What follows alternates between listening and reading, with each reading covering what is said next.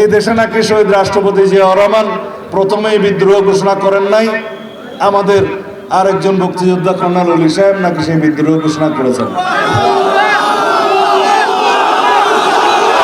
কে বলছে?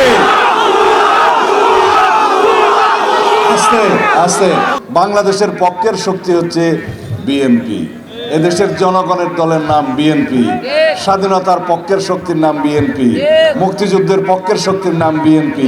এদেশের সমস্ত ধর্ম বর্ণ সকল জাতিগোষ্ঠীকে ধারণ করে ঐক্যবদ্ধ করেছে সেই দলের নাম বিএনপি। তাহলে বিএনপি ছাড়া আর কোনো বিকল্প কিছু আছে? আজকে একটা বিকল্প দাঁড়িয়েছে বাংলাদেশে, আপনারা অবাক হবেন না।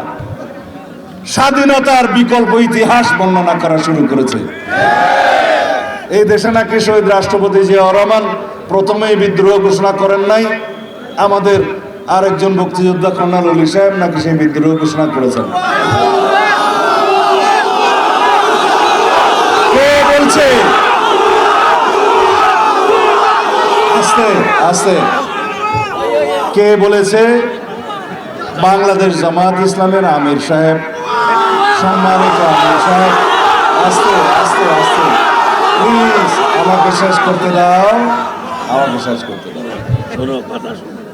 যারা বাংলাদেশের স্বাধীনতাতে বিশ্বাস করেনি, বাংলাদেশের স্বাধীনতার বিরোধিতা করেছে, পাক হানাদার বাহিনীর দোসর হিসাবে কাজ করেছে, এদেশের মা বোনদেরকে পাক হানাদার বাহিনীর হাতে তুলে দিয়েছে, যারা এদেশের সংখ্যালঘু নির্যাতন করেছে, মুক্তিযোদ্ধাদের হত্যা করেছে, তাদের মুখে কি গণতন্ত্রের ইতিহাস বর্ণনা বানায়? যদি তারা যদি স্বাধীনতার ইতিহাস বর্ণনা করে, সেটা কি মানায়? তারা যখন ইতিহাস বলবে স্বাধীনতার, তখন তো বিকৃত ইতিহাসই বলবে।